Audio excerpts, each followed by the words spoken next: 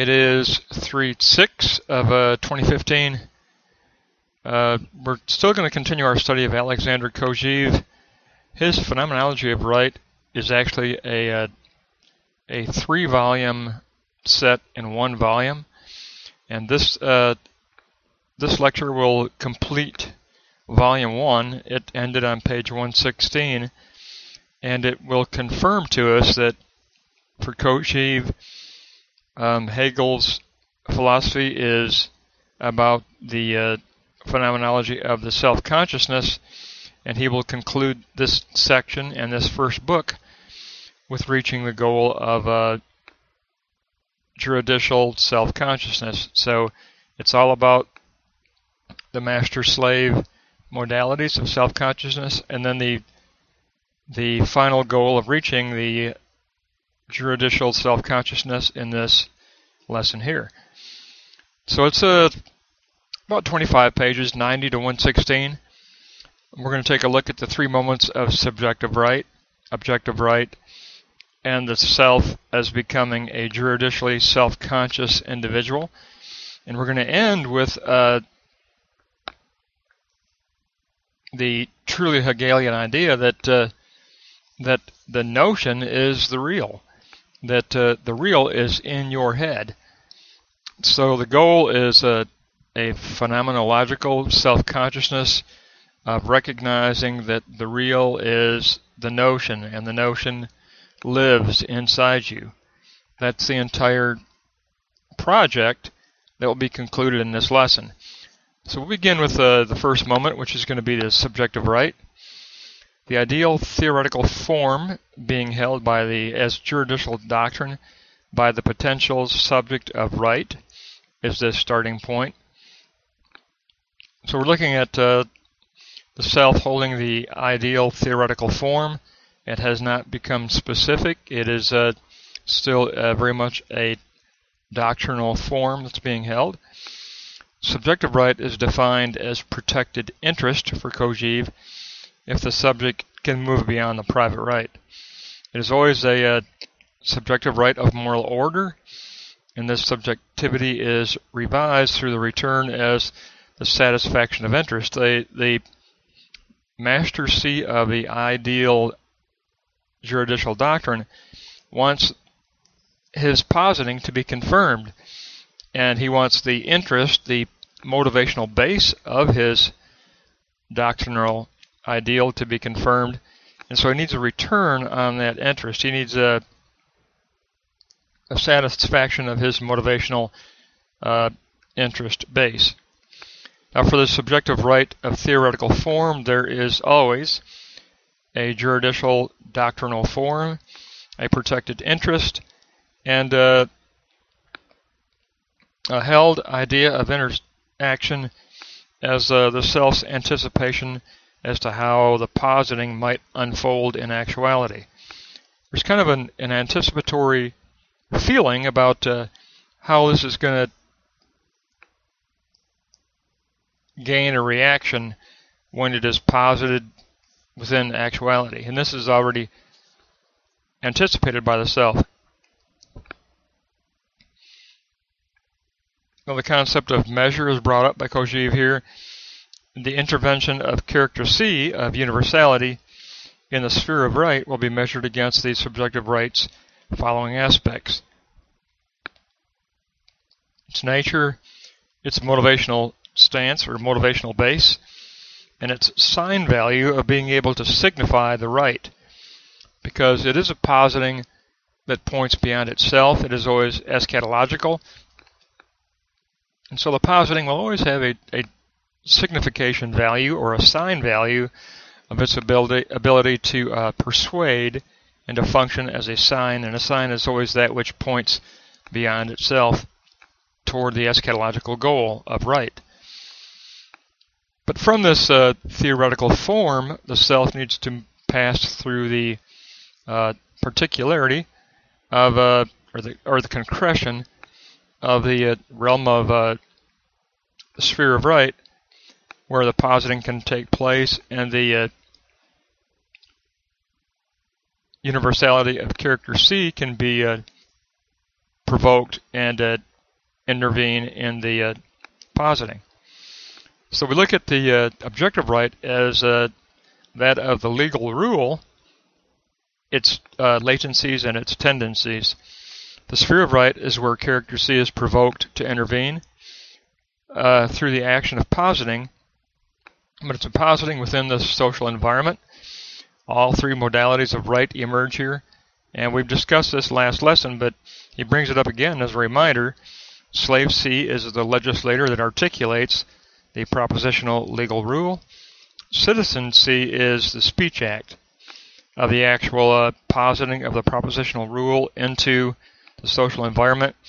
And Master C is the guardian of the ideal, the juridical doctrine, the guardian of the ideal, who does actively participate in the sphere of right as the modality of gathering into the self-consciousness the returning recognition or the requirement for revision of the ideal. Return is never simply passive. Return is a very active engagement of the modality of Master C. Now, the access point for positing, the pre-existing objectivity of right consists of the following. There's the past tense of legal rules that have been valid in the past. There's the present tense of the legal rules that are currently valid and active in the society and in history. And then there's the all-important future tense toward which the sign model tries to speak, and it's the legal rule possibilities that are asking to be recognized and taken up through positing. So they simply exist as a latency trying to emerge into tendency. They are possibilities. Now, protection through positing, because remember, the interest of the Master C is seeking to gain protection of the positing through this character C of universality. The ideal subjective right is posited by the intervention of the C character of universality. And this will constitute the returning of effect that can take place to the vested self-consciousness of the Master C. So there is what Kojeve calls the reality of a vested self-consciousness within which everything is eschatologically moving out of and toward. It's an eschatological circle of this vested juridical self-consciousness. Now, the eschatology of positing, the legislator C must follow a social goal. According to Kojeve, therefore, social incarnation is implied and imperative, and eschatological empowerment is through the posited speech act of the legislative rule word. So remember, citizen C is the modality of speech act, of actually speaking and positing the propositional rule into an interaction with social reality, actuality. So eschatological empowerment is through this posited speech act. And then finally, the posited real as truth. Now here's your key. Remember, the second moment is always the key to a triad. And this note 5 is going to be the key to this particular teaching by Kojeve. The posited real as truth, which is held by the Master C, has an underlying objective rule group, which represents this essence in actuality. So the essence of the real is that which is held within the Master C as the internal externality of the positing. Remember, that which is posited is an internal externality. We mentioned that in the very first talk. That hinged filter at the prefrontal cortex. And so Kojeve tells us that in the sphere of right, in actuality, there is a corresponding objective rule group which represents this internal externality of essence that is held by the Master C. So this brings us to the goal of juridical self-consciousness. All of Book 1 has been leading us to this moment. All 116 pages have been leading us to juridical self-consciousness. Right is always effectively relative to space and time. It always is relative in actuality.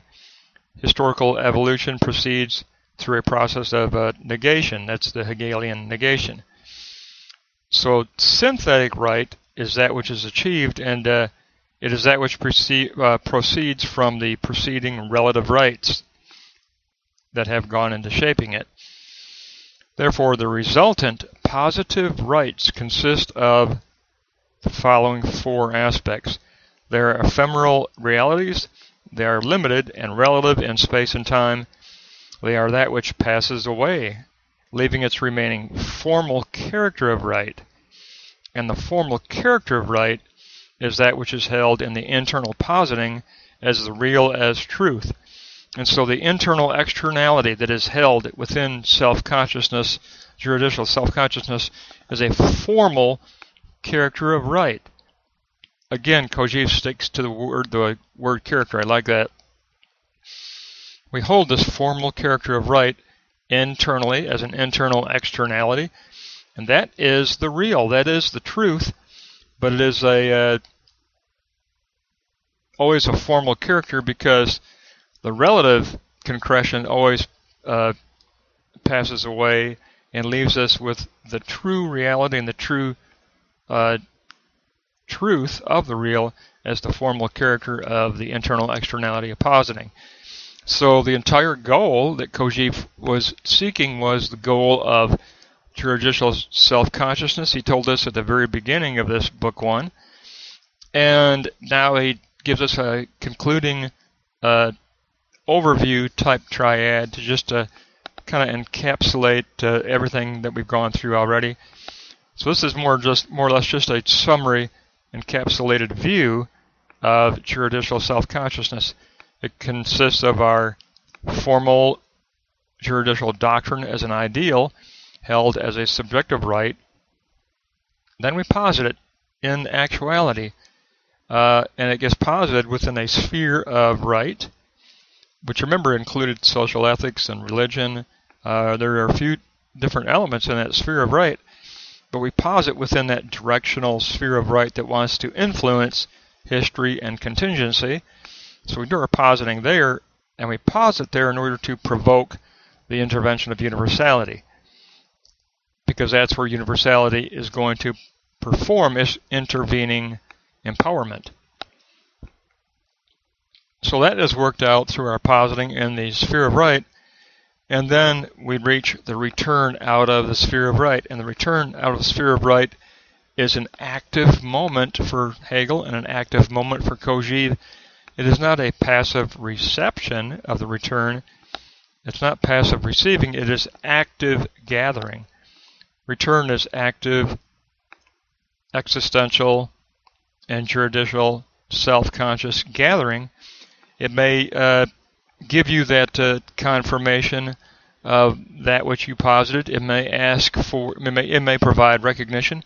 It may ask for revision, because there is no end that's being defined here. The process of reaching juridical self-consciousness being presented to us here is a circle. It's a dialectical circle. That dialectical circle continues as we continue, as the Master C continues to gain further and further recognition and a better and better apprehension of the internally posited real, or the internally posited true. That'll wrap up 90 through 116, and 116 is the last page of Book 1.